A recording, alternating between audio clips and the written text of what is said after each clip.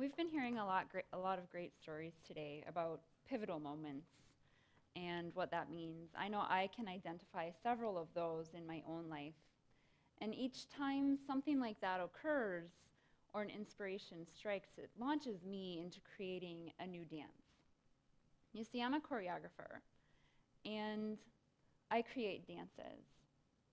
But not all the dances that we're working on always are taking place in the classroom. I've been teaching dance for nearly 20 years, and over that time, I've created probably well over 200 different dance numbers for my students. Some of my most important pieces, though, that I've worked on have been for myself. And you create dances, and to me, those dances are just your life. Merriam-Webster tells us to choreograph is to arrange or direct the movements, progress, or details of your said piece of work. And again, that's just your life. So when it's time to create a new piece of work, what does a choreographer do? How do you come up with all those ideas? Well, sometimes it's a song on the radio, or a book, or a conversation, or a movie that strikes up a new inspiration to create a dance. And sometimes it's just simply time to start a new piece of work, and you have to go out searching for a little bit of inspiration. Either way, you just get started. And that's a lot of times what we have to do in our everyday life. So when you begin, are you working on that project alone? Is this a solo piece? Do you have a partner that you're working with, or a team of people? Who is your group of dancers? And for me, that has changed many times over the years, and so has my inspiration. I started out in dance education, what I thought was going to be this really straight and narrow pathway. I went to school for dance education. That's all I was going to do. I actually only applied to one school specifically for their dance education program. And then I got there, and things were not what I expected. I started to have a lot of fear. I started to have a lot of doubt. Dance is a competitive field and somewhat limited. And so I changed my mind. I thought, why on earth am I spending so much money on a college education where if I sprain my ankle, this whole career could be shot? It's probably not a smart idea. So I thought I better find something that I can do where I can make a little bit more sustainable of a living. And I transferred to Concordia. And here I started a new major. I started off on a new career path, thinking that it was time for me to grow up and leave those dreams of dance in the past. Because real people don't do that.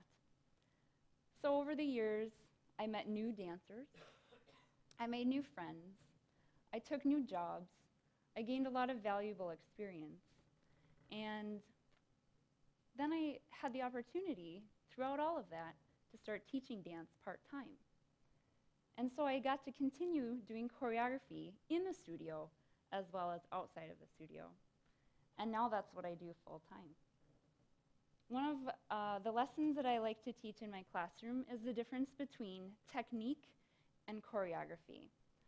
Many times I will throw my students off by starting a dance, and it's nothing like what we've been practicing in class. However, the work that we do in class is simply to build strength, endurance, and flexibility to be capable of performing the artistic choreography. So it does not have to be the same. And they sometimes don't like when I come in and make changes either. I will hear when I walk into a room of my students and I'm like, oh, we gotta change this whole part, it's not working out.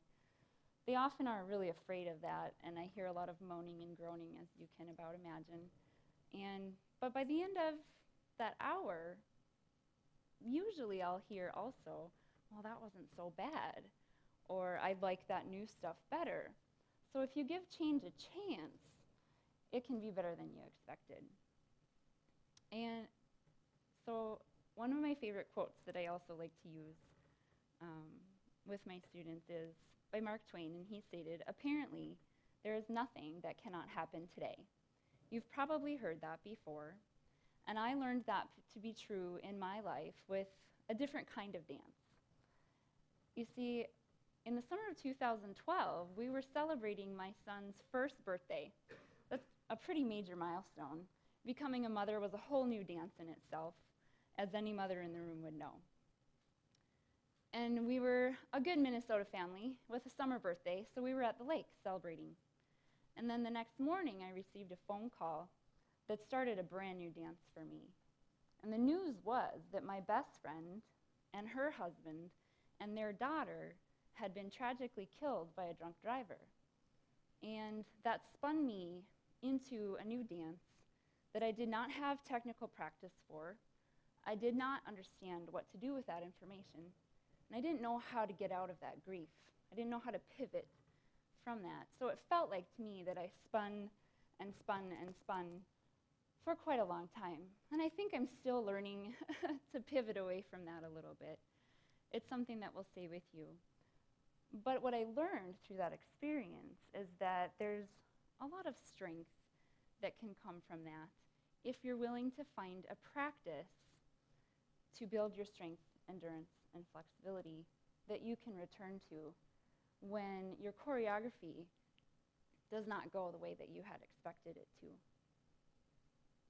And then when you're ready to perform and you're going out and doing your show, the most important thing you can do, because the whole world and our whole life is our big show, and choreographers always want to put on the best show that they can, is to show up prepared. Do your practice, build your strength, build your endurance, build your flexibility so that you're ready. And when you get out there on the stage, sometimes the unexpected happens as well. I had the great pleasure this last winter of performing in a show with some of my students, which I don't do very often, and I have not done in years. And we were creating a dance, actually one of my students, because I think it's important for everyone to learn how to choreograph. They were making the dance, and it was set for a specific number of students. One of those students, with a change in her life, had to drop out of the class. So we had to revamp the whole thing, and I stepped in and took that role that she had left because it had been very specifically designed. So we rehearsed and did everything to prepare. I showed up ready. I got on stage, and I was the one who made the mistake. I turned in completely the wrong space of music. I apologized to the choreographer. I thought, oh, I'm so sorry, I might have ruined that. But I'm pretty clever. I think I covered it up well. And when we watched the video of that dance that did not go as I had expected either, it actually turned out to be better in a way, because the mistake that I made and the turn that I did in the wrong spot fell on the exact word of the character that I was dancing. So that one is one that I was able to forgive quickly. When we make mistakes, it's okay to have them. Forgive them quickly, move on, because your show must go on. One great lesson from choreographers that I've learned over the year, that every great choreographer will tell you, is that this is your dance, your vision, and the choreographer is always right. Thank you.